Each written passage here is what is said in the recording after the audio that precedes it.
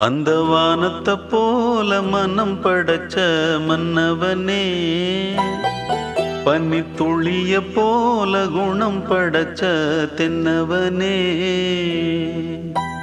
மஞ்சளிலே ஒரு நூலெடுத்து விண்ணுக்கும் மண்ணுக்கும் சம்பந்தம் உண்டுன்னு சொன்னது யாரு? அது மன்னவன் பேரு. அந்த வானத்தை போல மனம் படைச்ச மன்னவனே, பனி துளிய போல குணம் படைச்ச தென்னவனே.